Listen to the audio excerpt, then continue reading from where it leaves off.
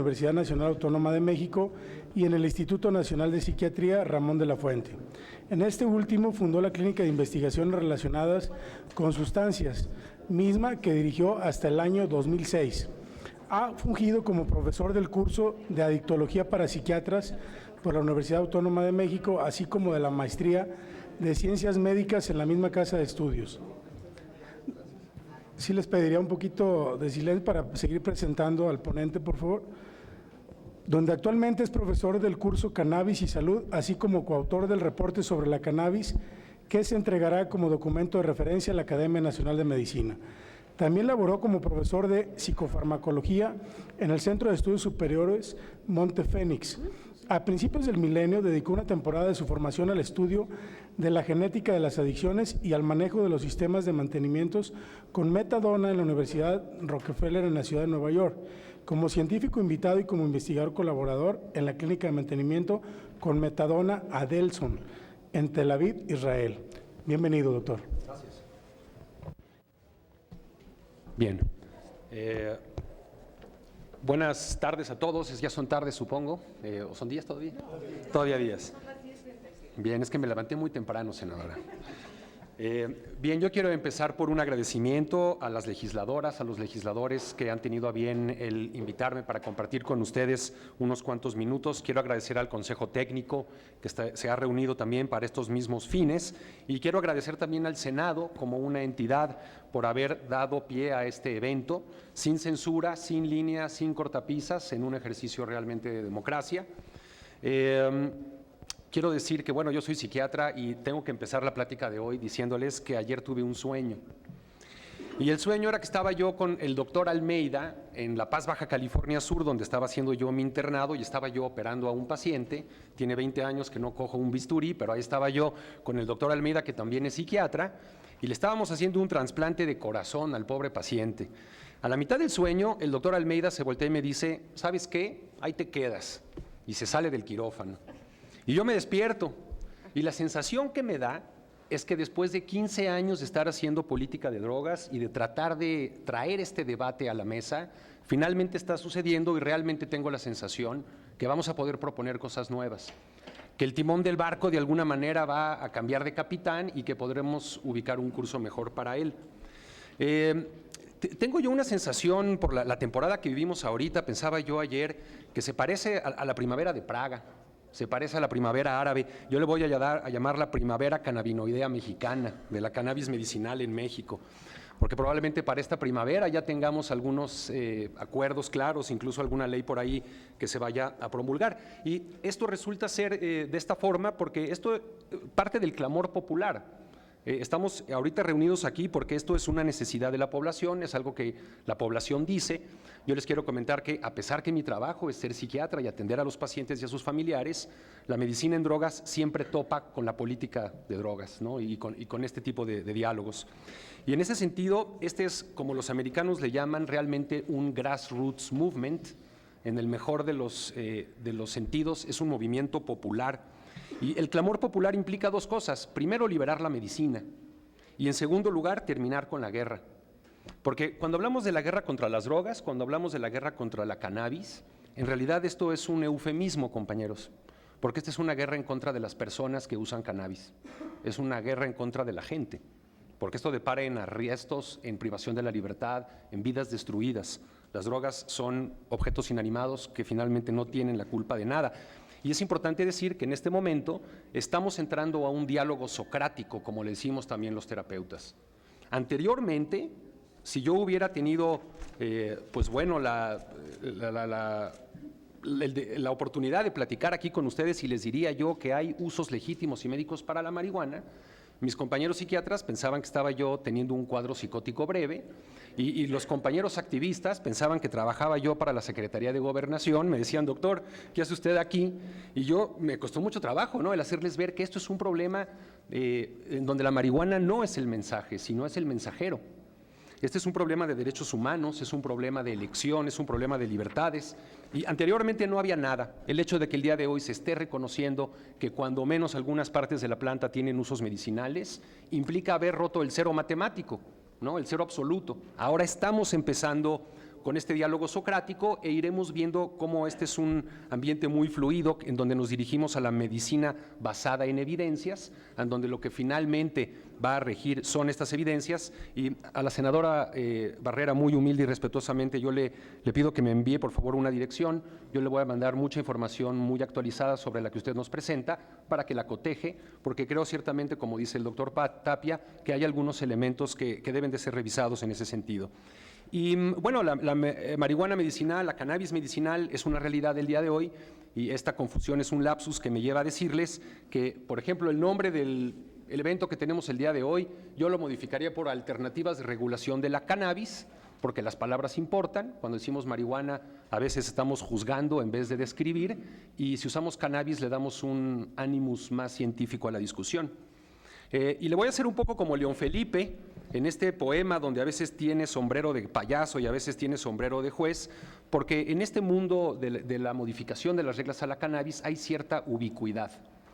Hay ciertos clarosobscuros. Hay ocasiones en que tenemos que partir de lo particular e irnos a lo general, y ocasiones en las que tiene que ser al revés. Tenemos que partir de generalidades y ver qué pasa en situaciones específicas. El doctor Rodríguez Carranza, que es probablemente uno de los expertos más importantes en marihuana medicinal del país, que contribuyó con un libro que recientemente sacamos al público, él pertenece a la vieja guardia, es un farmacólogo que sigue todos los cánones de la farmacología, y yo he visto cómo le ha costado mucho trabajo entender esta situación de que una planta que tiene tantos componentes puede funcionar para tan diversas situaciones.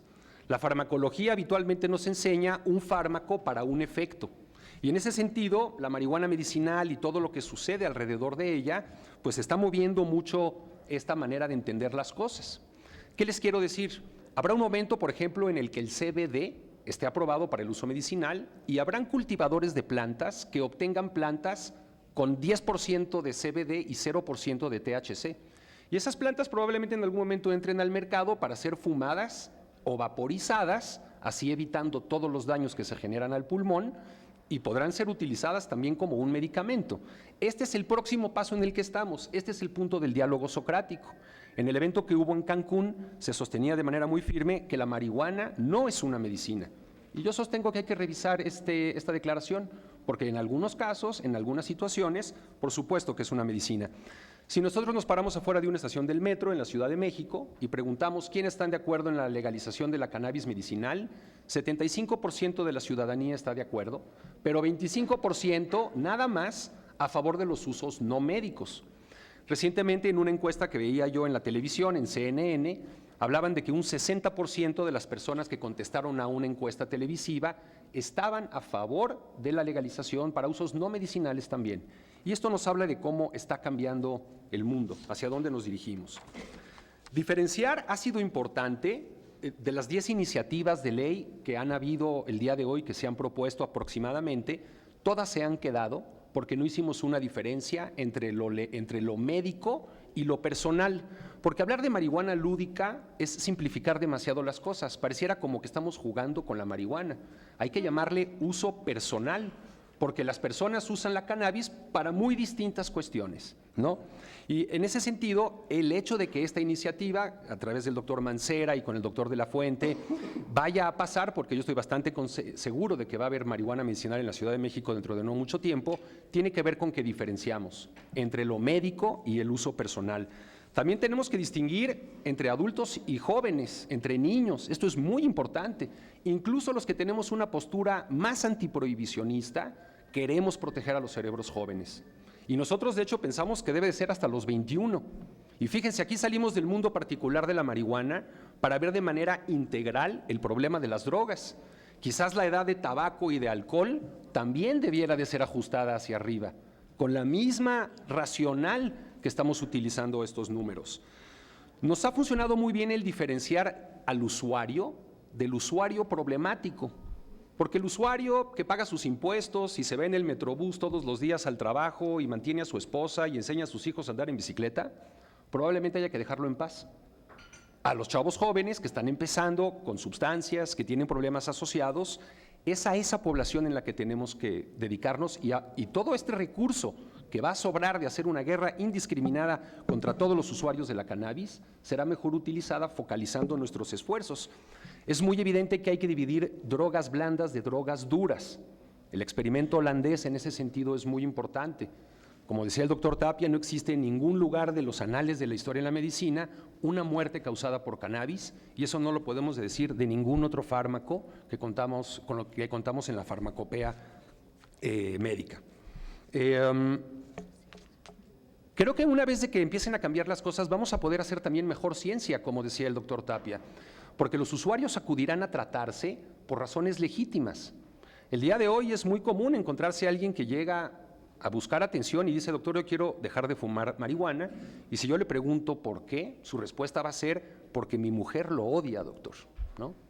Que no le gusta que huele la marihuana. El usuario no va a hablar de daños a la salud, no va a hablar de otro tipo de problemas, va a hablar de situaciones provocadas por la prohibición, no por el consumo per se. También creo que nos urge hacer una casuística mexicana, porque lo que tenemos son datos de los americanos, en el mejor de los casos de Latinoamérica o algunos españoles, en donde si bien tenemos similitudes, prevalecen las diferencias. Y los puntos importantes en los que creo que tenemos que poner atención, una vez más tratando de ver un poco hacia el futuro, tratando de ver qué le voy a hacer a este paciente que tengo que trasplantarle el corazón en el sueño, pues bueno, creo que tenemos que meditar muy seriamente sobre el autocultivo. Si no podemos resolver este punto, inclusive aumentando el gramaje del consumo de la aportación legal, beneficiaremos a los narcomenudistas, y en esta zona gris es en donde se va a meter el crimen organizado. Sí quiero decir que tenemos un problema en cómo vamos a resolver el consumo en espacios públicos, por ejemplo, porque hay niños, los parques, la gente que pasea a sus perros.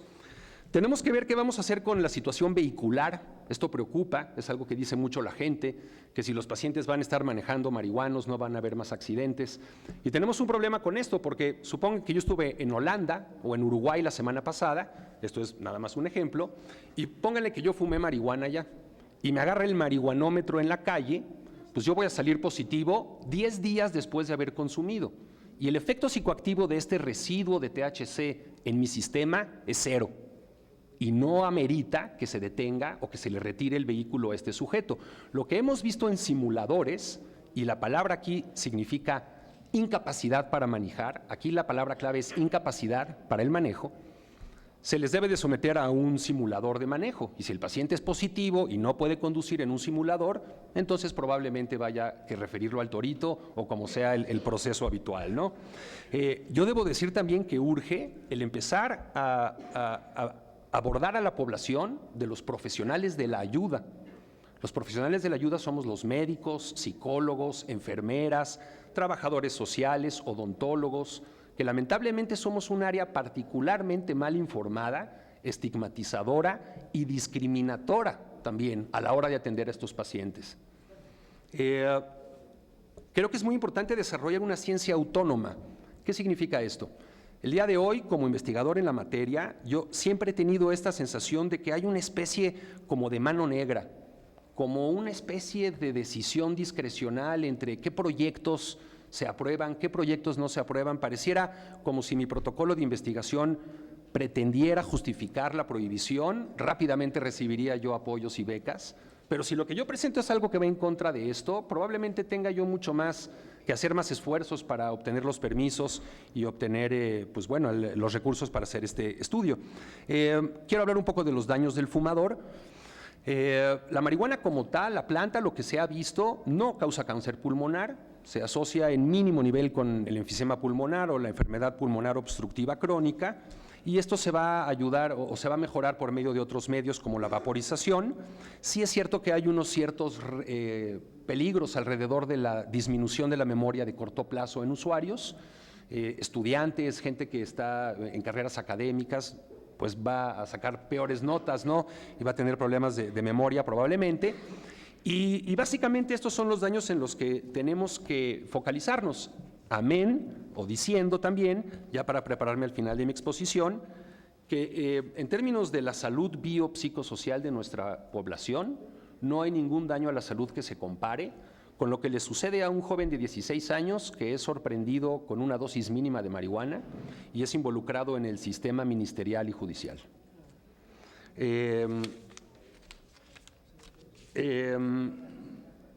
Tenemos también, ya para terminar la última intervención, tenemos que desarrollar una especie de semáforo. Y esta era una idea original de Alejandro Madrazo, el abogado que trabaja en el colectivo al que yo pertenezco, porque, por supuesto, los que estamos interesados en esta área tenemos que aprender a reparar, ¿no? Y si nos damos cuenta que algunas de estas medidas que se están tomando paulatinamente no son las adecuadas y son contraproducentes, yo les apuesto que nosotros, por ejemplo, desde el colectivo por una política integral hacia las drogas o desde el grupo al que pertenezco de Cáñamo y Salud con el doctor de la Fuente, seremos los primeros en decir, oigan, aquí hay un problema y tenemos que atenderlo como una situación de salud. Supongo que al final, si ustedes tienen alguna inquietud, yo estaré dispuesto a responderla y pues de momento termino aquí y agradezco mucho su atención. Muchas gracias, doctor. Muchas gracias, doctor Gadi.